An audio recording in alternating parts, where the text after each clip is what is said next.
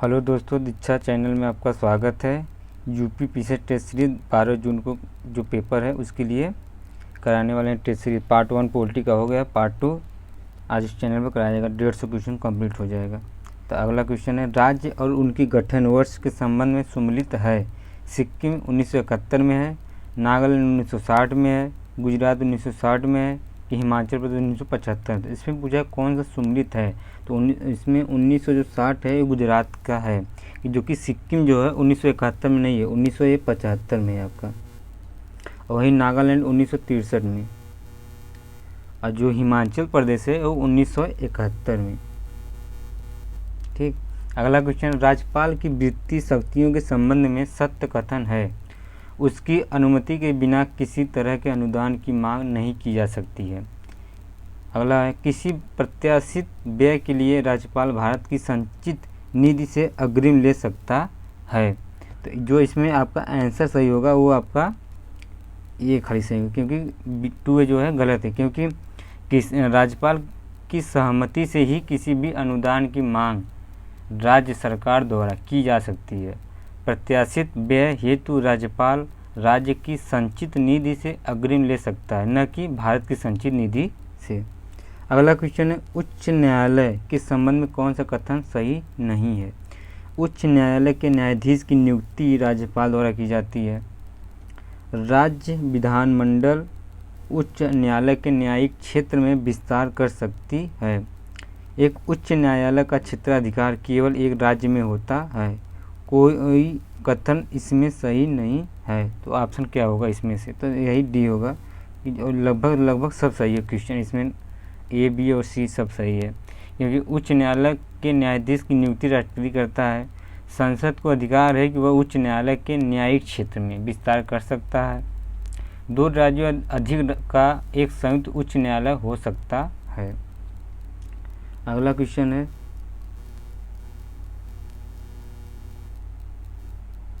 राज्यपाल द्वारा जारी किए जाने वाले अध्यादेश के संबंध में कौन सा कथन गलत है। राज्यपाल अनुच्छेद 123 के अंतर्गत अध्यादेश जारी कर सकता है। तो ये आपका 123 ये तो राज्यपाल नहीं, राष्ट्रपति का है। 123 जो 213 है वो आपका राज्यपाल का है। राज्यपाल की यह शक्ति राजसूची और समर्थित सूची के विषय तक विस्तृत है। कुछ विषयों से संबंधित अध्यादेश हेतु राष्ट्रपति को पूर्व अनुमति आवश्यक है। राज्यपाल अध्यादेश 42 दिन पश्चात ही वापस ले सकता है। इसमें से पूछा कौन सा कथन गलत है, तो इसमें से ये आपका गलत है। 1 और 4 पहला और चौथा जो है आपका गलत है। तो राज्यपाल जो अनुच्छेद 213 के तहत राज्यपाल जो है 213 के अंतर्गत विधानसभा द्विसदनीय व्यवस्था में दोनों सदनों के सत्र में न होने पर अध्यादेश जारी कर सकता है। उसकी यह शक्ति राज्य समवर्ती विषयों तक विस्तृत है। राज्यपाल अध्यादेश को किसी भी समय वापस ले सकता है। कुछ दशाओं राष्ट्रपति की पूर्व सहमति आवश्यक है। अगला क्वेश्चन है, राज्य का विधानसभा अध्यक्ष अपना त्यागपत्र किसे सौंप कर पद छोड़ सकता है। तो उपाध्यक्ष को छोड़ता है, क्योंकि राज्य विधानसभा का अध्यक्ष जो है वो उपाध्यक्ष को छोड़ता है, क्योंकि राज्य का विधानसभा अध्यक्ष किसी भी समय विधानसभा उपाध्यक्ष को अपना त्यागपत्र देकर पद त्याग सकता है। अगला क्वेश्चन है, संवैधानिक प्रावधानों के अनुसार राज्य विधानमंडल में इनमें से किस विषयों पर चर्चा करने का निर्वर्धन है। उच्च न्यायालयों के न्यायाधीश के कर्तव्य निर्वहन से जुड़े आचरण पर है।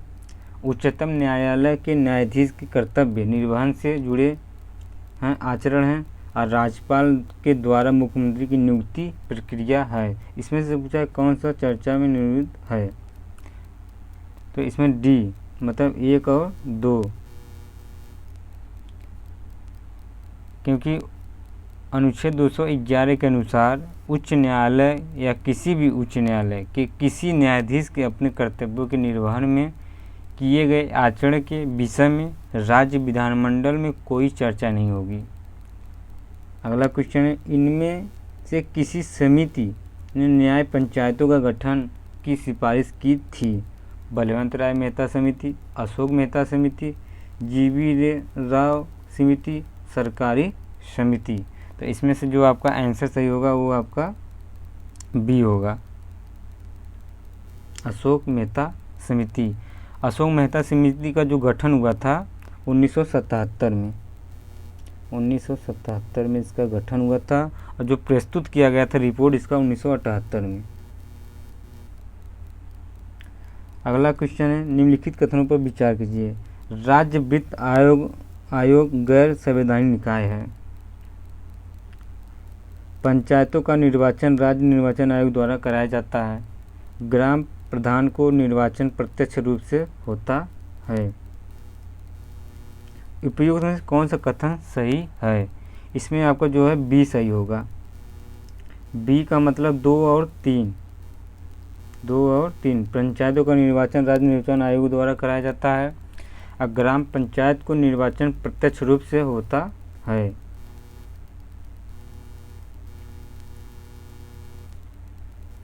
अगला क्वेश्चन, संविधान संशोधन के बारे में कौन सा कथन सत्य है?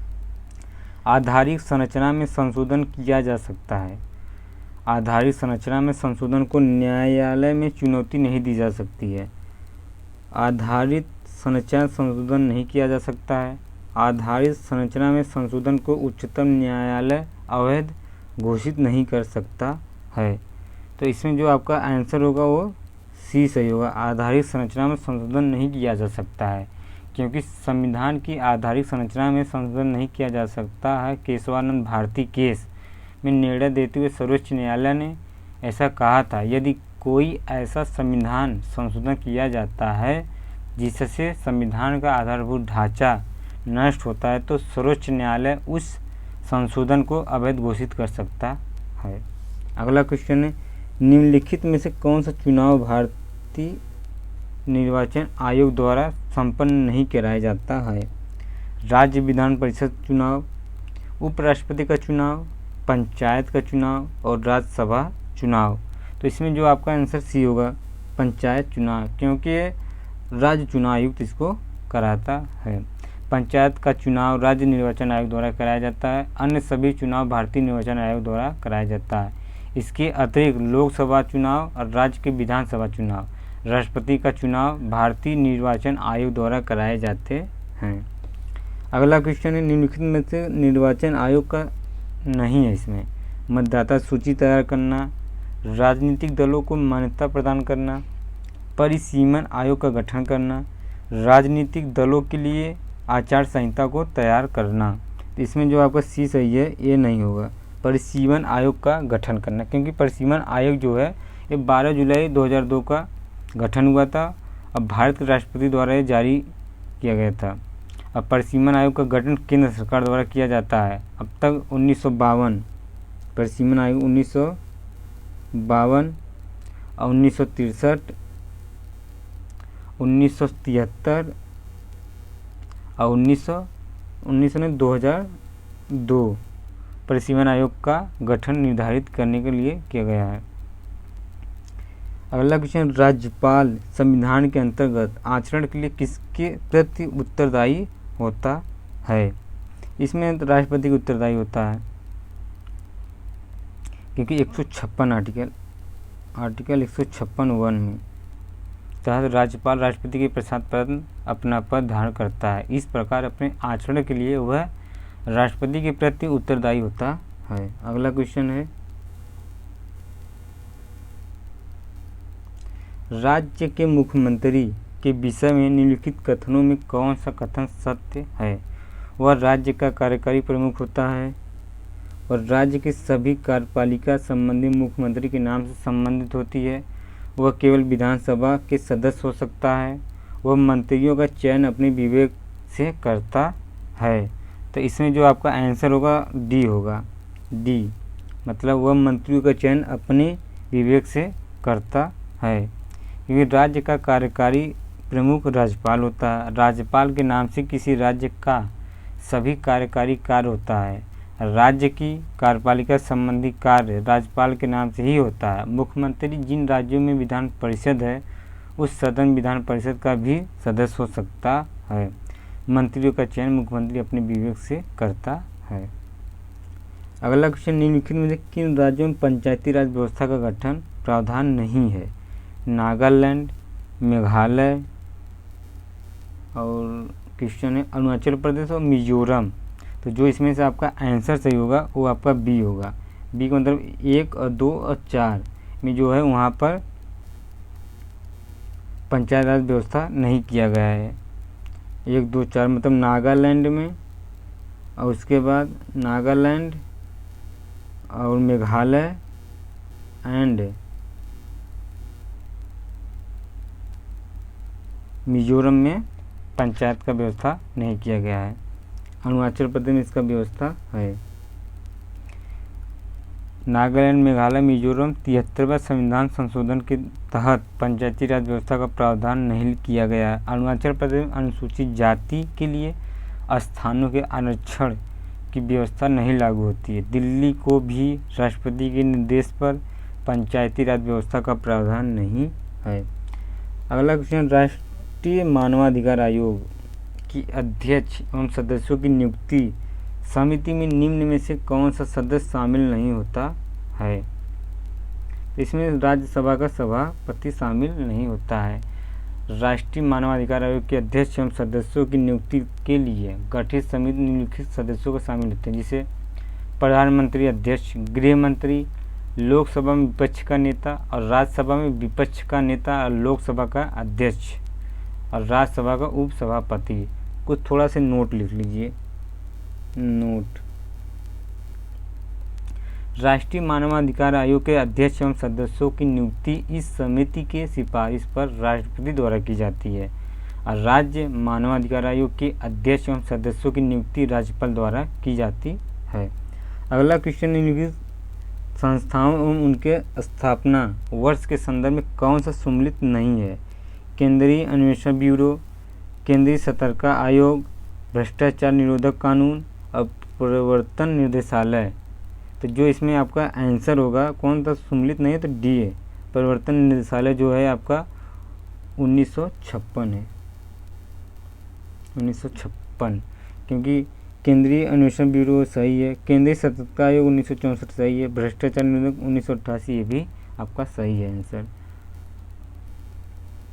अगला क्वेश्चन है, संघ लोक सेवा आयोग वार्षिक रिपोर्ट प्रतिवेदन सौंपता है प्रधानमंत्री को, राष्ट्रपति को, लोकसभा अध्यक्ष को और गृह मंत्री को। तो यह आपका राष्ट्रपति को सौंपता है संघ लोक सेवा आयोग। संविधान के अनुच्छेद 323(1) के अनुसार संघ लोक सेवा आयोग का वार्षिक प्रतिवेदन मतलब रिपोर्ट राष्ट्रपति को सौंपता है। संघ लोक सेवा आयोग एक संवैधानिक संस्था है। संघ लोक सेवा आयोग का गठन संविधान के अनुच्छेद 315 के अंतर्गत किया गया है। अगला क्वेश्चन, भारत की पहली महिला मुख्य निर्वाचन आयुक्त कौन थी? तो ये आपका BS रमा देवी, इम्पॉर्टेंट है, पूछा हुआ क्वेश्चन है PCS UP PCS में। तो भारत की पहली महिला मुख्यमंत्री आयुक्त BS रमा देवी थी। इनकी नियुक्ति जो है 26 नवंबर 1990 में की गई थी। 11 दिसंबर 1990 तक अपने पद पर रही थी। अगला क्वेश्चन है, निम्नलिखित में से किस तिथि को दल बदल निरोधक अधिनियम को अधिनियमित किया गया है? तो ये आपका आंसर 15 फरवरी 1985 को, बी ऑप्शन सही है इसमें। दल बदल निरोधक अधिनियम 15 फरवरी 1985 को राष्ट्रपति द्वारा स्वीकृति प्रदान की गई थी। यह अधिनियम हुआ था। इस अधिनियम को 1 मार्च 1985 लागू किया गया था। इस अधिनियम के द्वारा संविधान में 10वीं अनुसूची को जोड़ा गया है। अगला क्वेश्चन है, संविधान का 52वां संशोधन संबंधित है, तो है आपका दल बदल कानून से। भारतीय संविधान का 52वां संविधान 1985, 52वां संविधान 1985 दल बदल से संबंधित है। इस संशोधन द्वारा संविधान में 10वीं अनुसूची को जोड़ा गया है और इस तहत किसी दल के निर्वाचन सदस्यों के दल बदल पर रोक लगाई गई है। अगला क्वेश्चन, निम्नलिखित में से कौन सी भाषा संविधान की 8वीं अनुसूची में शामिल नहीं है?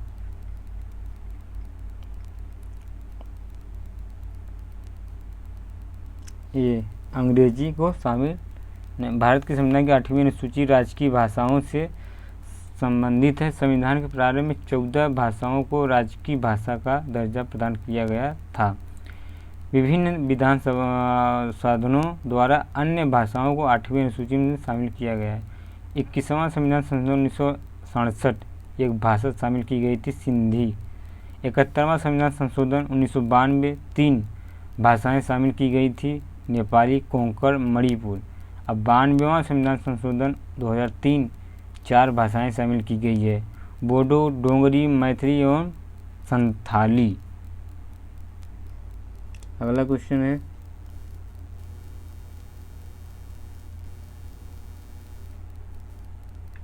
यदि पंचायत भंग हो जाती है तो संविधान के अनुसार कितनी अवधि के अंदर पुनर्निर्वाचन कराया जाना चाहिए?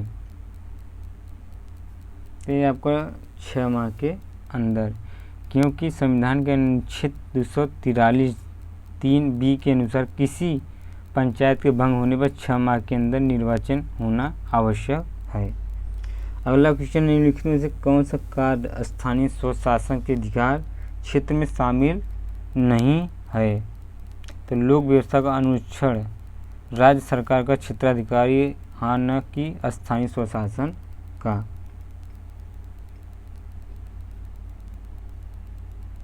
इसमें जो आपका आंसर सही होगा वो डी होगा। पंचायती राज व्यवस्था निम्नलिखित किस सूची में शामिल की गई? पंचायती राज व्यवस्था, तो ये आपका होगा राज्य सूची का विषय है। स्थानीय स्वशासन संविधान की 7वीं अनुसूची में राज्य सूची में शामिल है, अतः यह राज्य सरकार का विषय भी है। भारत में किस तिथि को राष्ट्रीय पंचायत दिवस के रूप में मनाया जाता है? तो ये आपका होगा 24 अप्रैल को मनाया जाता है। डी, सी ऑप्शन सही है। भारत में पंचायती राज से संबंधित 73वां संविधान संशोधन अधिनियम 1992 को 24 अप्रैल 1993 के दिन लागू किया गया था। इसी दिन को राष्ट्रपति पंचायत दिवस के रूप में जाना जाता है।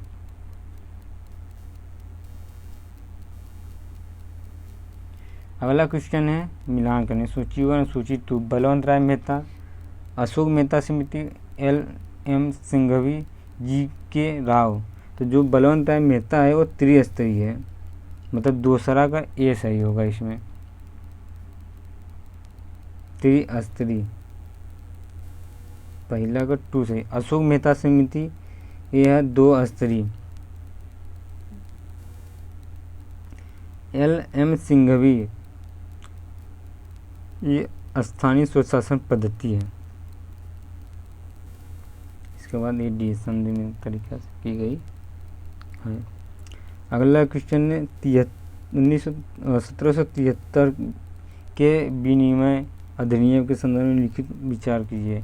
इसने बंगाल के गवर्नर जनरल की सहायता के लिए 6 सदस्यों की एक कार्यकारी परिषद बनाई गई है। इसने कंपनी के कर्मचारियों को किसी भी निजी व्यापार में शामिल होने से प्रतिबंधित कर दिया गया है।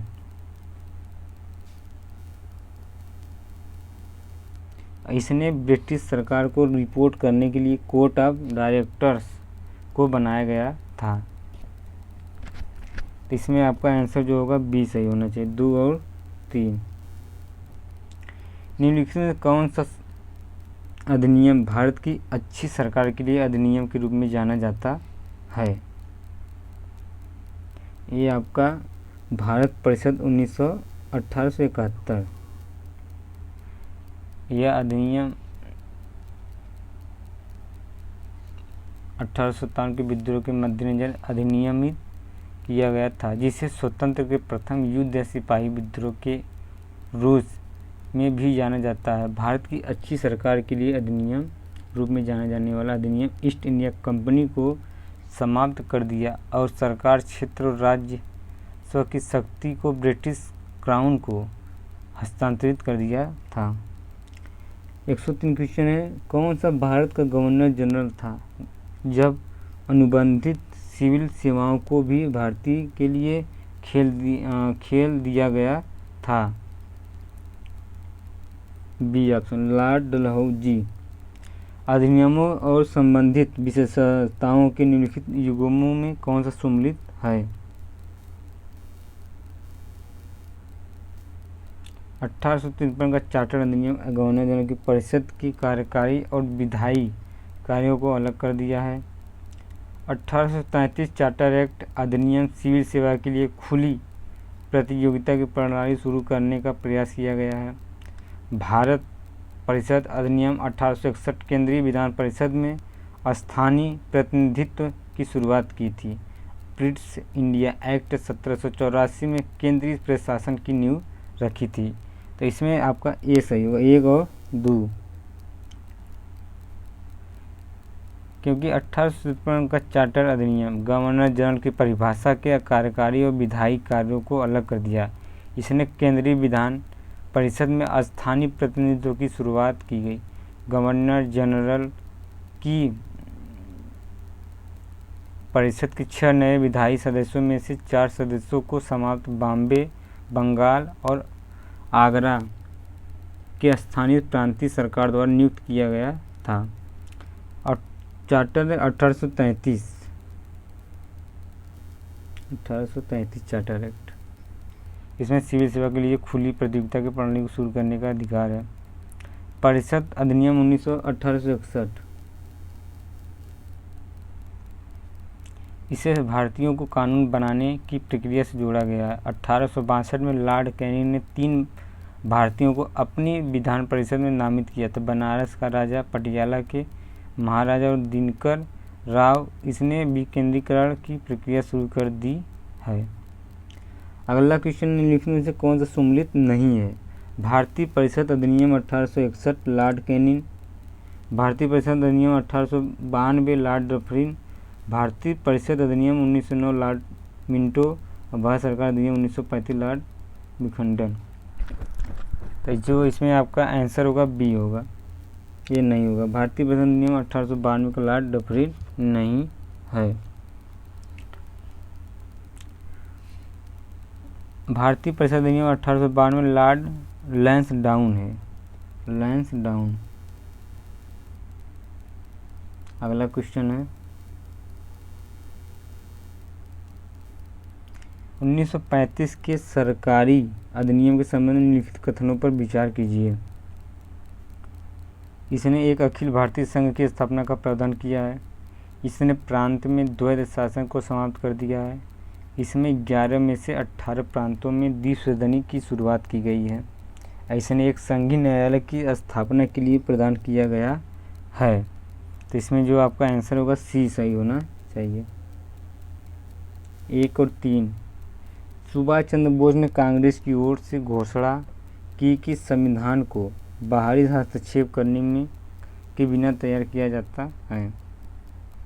अगला क्वेश्चन है, संविधान सभा की मांग को निम्नलिखित में से किस पद्धति में सैद्धांतिक रूप से स्वीकार कर लिया गया था?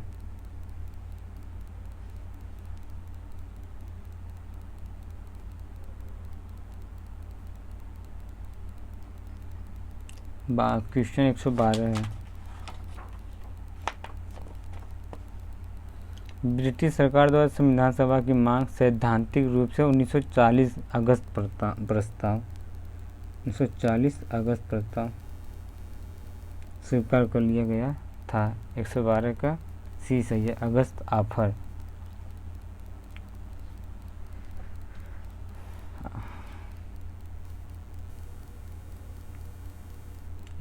छोड़ दिए थे क्वेश्चन।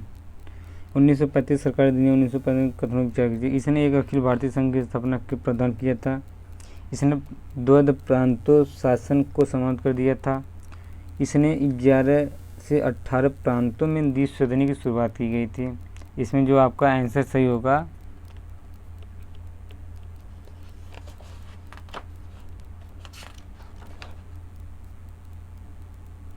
सी सही होना चाहिए। अंतरिम सरकार 1946 में रखी सदस्यों की ओर भागों में निम्नलिखित में से कौन सा जोड़ी सही ढंग से सम्मिलित नहीं है। तो 107 में जो है सरदार बलदेव सिंह रक्षा मंत्रालय थे, अब्दुल रब निसार पोस्ट और एयर थे, द्वितीय चंडीगढ़ स्वास्थ्य थे, CM Bhabha x mines and power. तो इसमें जो आपका सम्मिलित नहीं है वो आपका सी है, द्वितीय चंडीगढ़ स्वास्थ्य नहीं है। अगला क्वेश्चन है भारतीय स्वतंत्रता अधिनियम 1947 निम्नलिखित में से कौन सा कथन सत्य नहीं है।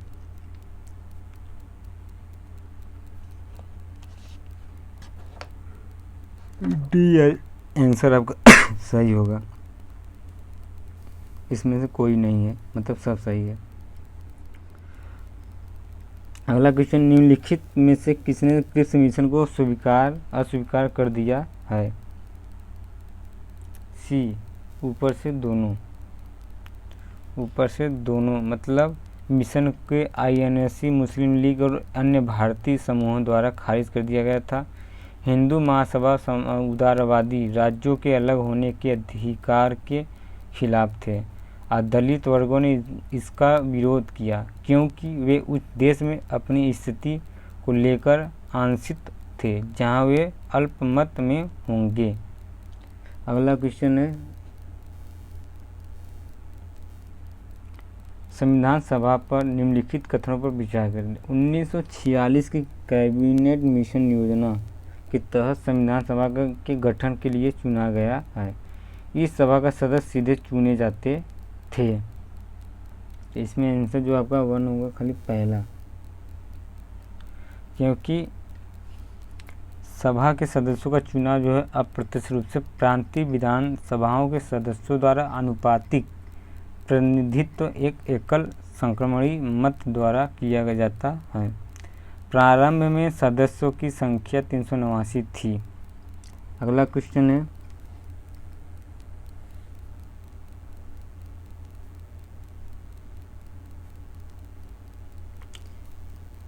डॉक्टर सच्चिदानंद सिन्हा संविधान सभा के अंतरिम सदस्य थे। डॉक्टर राजेंद्र प्रसाद संविधान सभा के पहले अस्थायी सदन अध्यक्ष थे। हरेंद्र कुमार मुखर्जी संविधान सभा के उपाध्यक्ष थे। AN राय संवैधानिक सलाहकार थे। इसमें जो 115वां का आंसर होगा बी होना चाहिए, खाली 4 सही है इसमें, क्योंकि डॉक्टर सच्चिदानंद सिन्हा संविधान सभा के पहले अस्थायी अध्यक्ष थे। बाद में डॉक्टर राजेंद्र प्रसाद राष्ट्रपति के रूप में चुने गए और इसकी उपाध्यक्ष हेतु हरेंद्र कुमार मुखर्जी थे। BN राव संवैधानिक सलाहकार थे। अगला क्वेश्चन है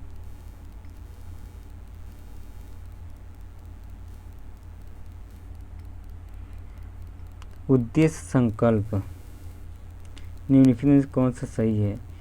इसे 11 दिसंबर 1946 को जवाहरलाल नेहरू द्वारा स्थानांतरित किया गया था। संविधान का प्रस्तावना इसी संकल्प पर आधारित है, तो इसमें जो है बी आपका सही है, क्योंकि 13 दिसंबर 1946 को जवाहरलाल नेहरू ने उद्देश्य प्रस्ताव पेश किया। उद्देश्य प्रस्ताव ने संविधान निर्माताओं की आकांक्षाओं और मूल्यों को स्थापित किया। इसके तहत भारत के लोगों को सामाजिक, आर्थिक और राजनीतिक न्याय, समानता और मौलिक स्वतंत्रता गारंटी देती है। 22 जनवरी 1947 को इस प्रस्ताव को सर्वसम्मति से स्वीकार किया गया और संविधान की प्रस्तुतता इसी पर आधारित है। अगला क्वेश्चन है संविधान सभा में स्वतंत्रता अधिनियम द्वारा निम्नलिखित में से कौन सा परिवर्तन लाया गया है। सभा को पूर्ण रूप से संपूर्ण निकाय बना दिया गया है। अब विधानसभा का विधायी निकाय बन गई है। जो ऑप्शन होगा आपका सी सही होना चाहिए।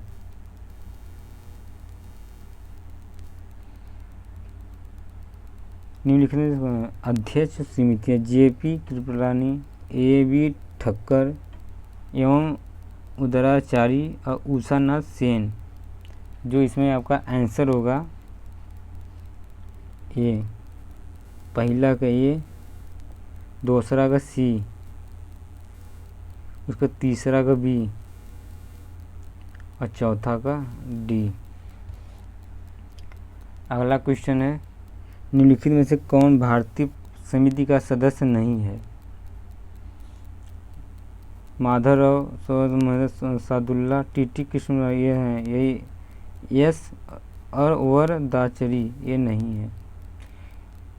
मौसदी समिति में निम्न शामिल है: डॉक्टर भीमराव अम्बेडकर, एम गोपालस्वामी अयंगारी, अल्लादी कृष्ण स्वामी अयंगारी, डॉक्टर के हुसैन। अगला क्वेश्चन है,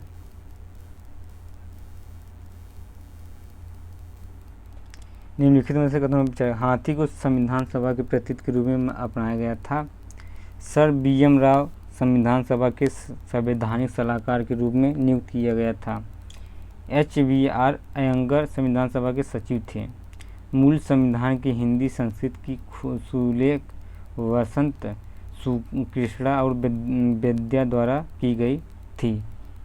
तो जो 120 का आंसर डी ऑप्शन होना चाहिए, मतलब सभी सही है।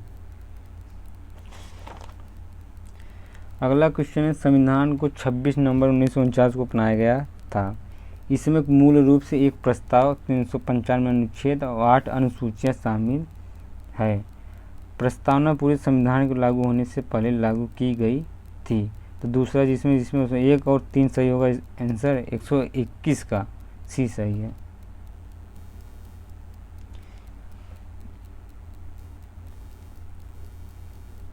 अगला क्वेश्चन, निम्नलिखित कथनों पर विचार। संविधान के कुछ प्रावधान 26 नवंबर 1949 को लागू हुआ है।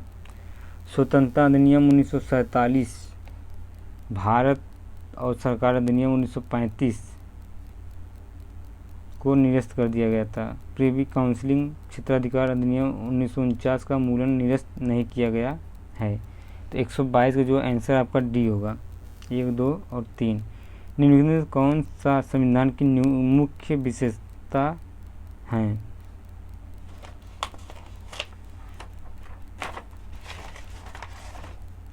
जो संबंधित है इसमें, तो आपका जो आंसर होगा, आपका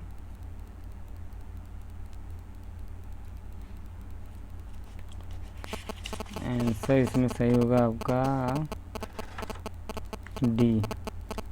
अगला है क्वेश्चन, निम्नलिखित में कौन सा संविधान की मुख्य विशेषता? सबसे लंबा लिखित संविधान है, ये तो सही है। कठोरता और लचीला की मिश्रण विषय है। एकात्मक पूर्वाग्रह के साथ संघीय व्यवस्था है। न्यायिक सर्वोच्चता 123 का, तो 123 जो है डी ऑप्शन सही होगा। 1, 2, 3, 4 मतलब सब सही है। व्याख्या मतलब थोड़ा कर दे। सबसे लंबा लिखित संविधान, कठोर और लचीला के मिश्रण, एकात्मक पूर्वाग्रह के साथ में संघीय व्यवस्था, संसदीय संप्रभुता, न्यायिक सर्वोच्चता का संश्लेषण। अगला क्वेश्चन है,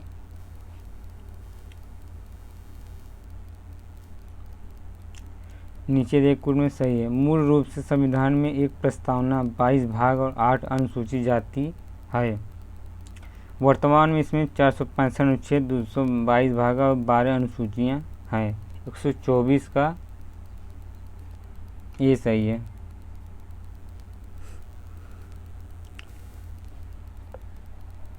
वो पहला सही है इसमें। अगला क्वेश्चन, निम्नलिखित में से कौन भारतीय संविधान की विशेषता नहीं है?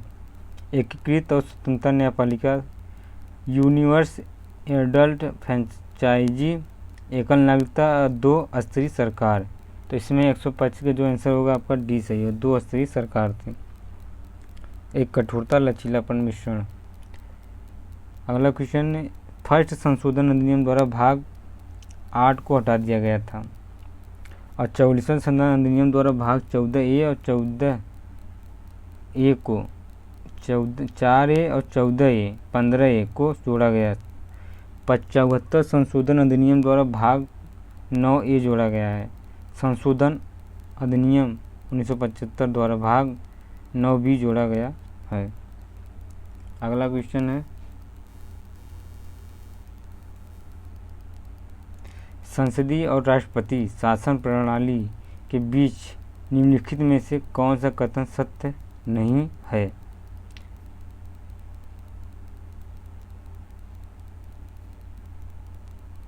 सी सही होगा इसमें से ऑप्शन। अगला क्वेश्चन है, निम्नलिखित में से कौन राष्ट्रपति शासन प्रणाली का गुण नहीं है? डी दलीय व्यवस्था का अधिकार एवं प्रभाव, क्योंकि शक्ति का पृथक्करण, सरकार के 3 अंग एक दूसरे से स्वतंत्र होते हैं। विशेष सरकार, चूंकि कार्यपालिका को विधायिका में आवश्यक नहीं है। अगला क्वेश्चन है,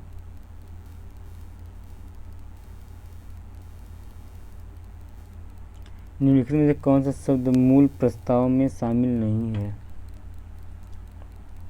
राष्ट्रीय एकता, समाजवादी, न्याय, सार्वभौम। जो इसमें आपका आंसर होगा वो आपका बी होगा, सामाजिक।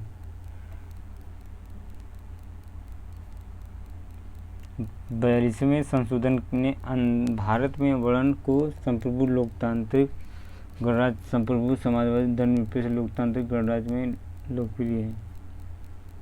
अगला क्वेश्चन है, निम्नलिखित में से कौन सा प्रस्तावना हमारे संप्रभु लोकतांत्रिक गणराज्य कुंडली के रूप में वर्णित किया गया है?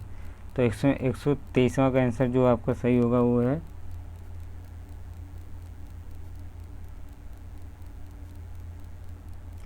निम्नलिखित में से कौन सा प्रस्तावना को हमारे संप्रभु निम्नलिखित गणराज्य कुंडली में रूप में वर्णित किया गया है? आर्टिकल 132 मतलब ये सही है, के.एम. मुंशी।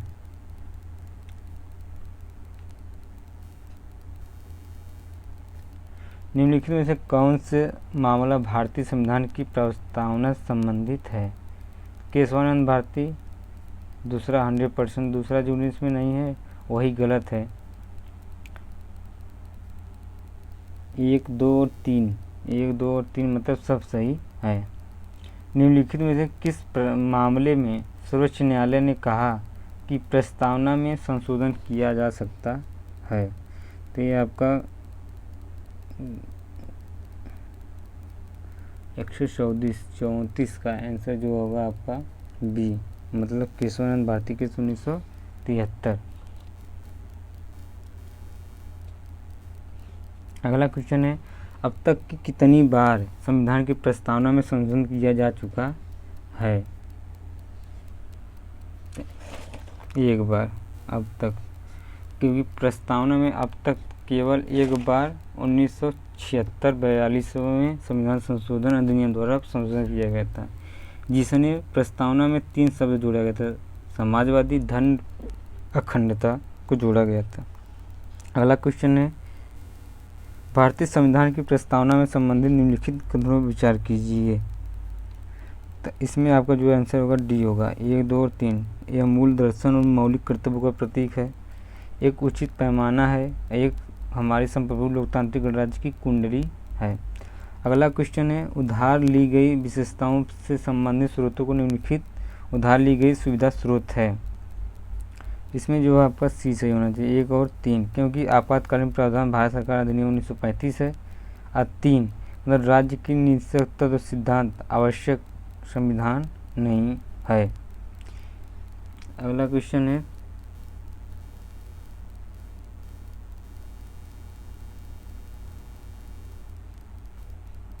निम्नलिखित में से विशेषता भारतीय संविधान में दक्षिण अफ्रीका संविधान से उधार नहीं ली गई है?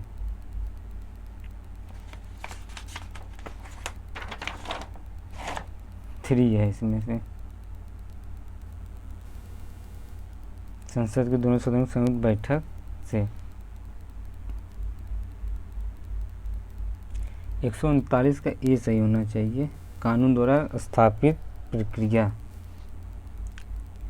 अगला, निम्नलिखित में कौन सा विशेषता भारतीय संविधान में दक्षिण अफ्रीका संविधान से उधार नहीं ली गई है? तो ये आपका सी सही है, कानून द्वारा स्थापित प्रक्रिया। अगला क्वेश्चन है, निम्नलिखित में से कौन सी विशेषता संविधान, तो ये आपको होगा कानून स्थापित प्रक्रिया। अगला क्वेश्चन, उधार ली गई सुविधाएं या स्रोत, मौलिक कर्तव्य, व्यापार की स्वतंत्रता, डीपीएसपी, कानून का शासन। जो है आयरिश जो है आपका आयरिश, ऑस्ट्रेलिया संविधान, अमेरिका संविधान, उसके बाद संघ, इसमें से कौन सा सम्मिलित है? तो जो इसमें आंसर जो होगा आपका ए होगा। पहला का डी, दूसरा का सी, तीसरा का बी, उसके बाद जो बचा वही आपका हो जाएगा आंसर। अगला क्वेश्चन है, प्रस्तावना में गणतंत्र, स्वतंत्र, समानता और बंधुत्व के आदर्श निम्नलिखित में किस संविधान से लिए गए हैं? 141 का। तो ये आंसर आपका सी, फ्रांसीसी, क्योंकि फ्रांसीसी संविधान से ली गई विशेषताएं प्रस्तावना में गणतंत्र और स्वतंत्रता, समानता और बंधुत्व के आदर्श पर संविधान सोवियत यूएसए अब तक के रूप में उधार ली गई है। अगला क्वेश्चन है, संविधान के कुछ हिस्सों में संबंधित विषय वस्तु के निम्नलिखित में से कौन सा सम्मिलित नहीं है? भाग 10 में अनुसूचित जाति एवं जनजाति, भाग 7 में वित्त संपत्ति के अनुबंध और छूट, 6 में राज्य सरकारें और 14A में संघ और राज्यों के अधीन सेवाएं हैं। तो जो इसमें आंसर आपका होगा सही ए होगा, 1, 2 और 3। अगला क्वेश्चन है,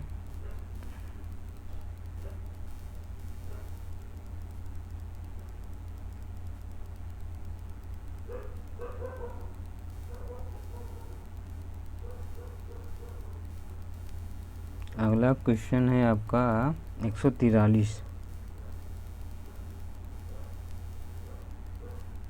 संविधान के निम्नलिखित में से किस भाग में चुनाव का प्रावधान है?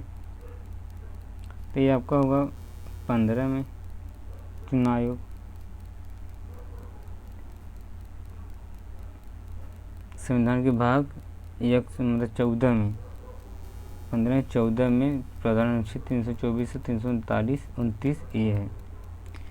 154 कौन से अनुसूचित संबंधी विषय पर ढंग सही है? 8वीं अनुसूचित संविधान द्वारा मान्यता प्राप्त भाषाएं हैं। 3री अनुसूचित शपथ प्रतिज्ञा के रूप में गलत है।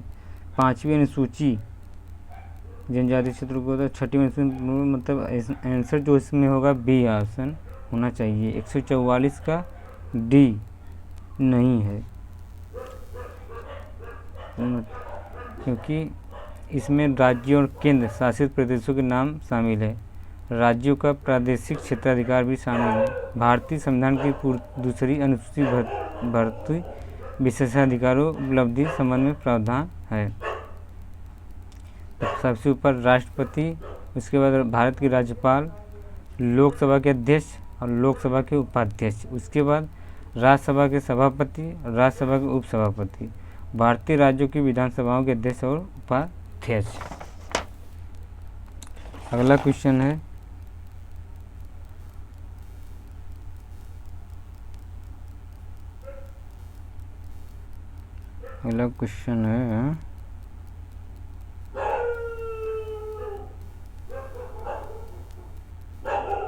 भारत की अनुसूची के संबंध में विचार कीजिए। 9वीं अनुसूची के पहले संशोधन 1951 में जोड़ा गया था। 10वीं अनुसूची 1952-89 में जोड़ा गया था। 11वीं अनुसूची 73 1992 में जोड़ा गया था। और 12वीं अनुसूची 1992 में। 3 और 4 जो है 100% सही है आपका। इसमें 145 का जो आंसर होगा आपका 145।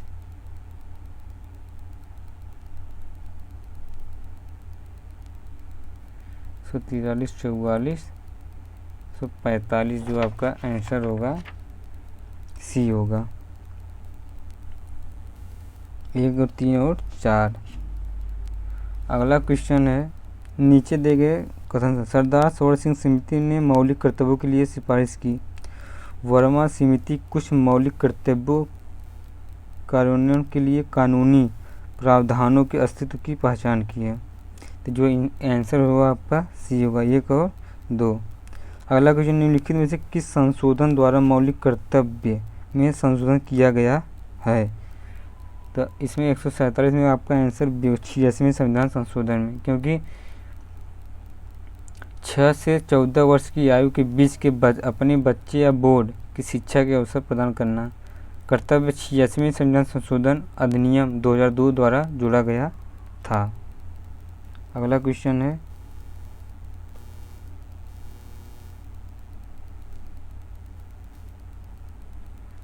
निम्नलिखित में से राज्य पुनर्गठन दादर और नगर हवेली, फिर नागालैंड, सिक्किम, पुडुचेरी। तो इसमें जो आपका आंसर पहले दादर नगर हवेली जो है 1961 में, 1961। फिर नागालैंड जो है आपका 1963 में, सिक्किम 1975 में, अब पुडुचेरी जो आपका है 1954 में स्थापित किया गया था। अगला क्वेश्चन, राज्य जो कि पुनर्गठित करने के लिए निम्नलिखित में कौन सा शक्ति भारतीय संविधान के अनुच्छेद 3 में दी गई है? तो इसमें से किसी भी राज्य का क्षेत्र बढ़ाया जा सकता है, सही है। किसी भी राज्य का क्षेत्रफल घटाया जा सकता है, ये भी सही है। और किसी भी राज्य की सीमाएं बदलती, ये भी सही है। मतलब आंसर आपका टोटल पूरा सही, तो डी सही होगा। अगला क्वेश्चन है, निम्नलिखित में से कौन सी विधि राज्य के पुनर्गठन से संबंधित है? तो जो आंसर होगा आपका डी, ऊपर के सभी, मतलब जेबी समिति, धार आयोग, फजल अली आयोग। तो ये वीडियो आपको अच्छा लगे तो आप लाइक और सब्सक्राइब जरूर करना। और पॉलिटिक्स कंप्लीट हो गया टेस्ट सीरीज। अब इसके बाद जो टेस्ट सीरीज लाएंगे वो थर्ड होगा, और भूगोल का उसमें क्वेश्चन कराया जाएगा, भूगोल और इन्वायरमेंट का। ठीक, ओके, थैंक।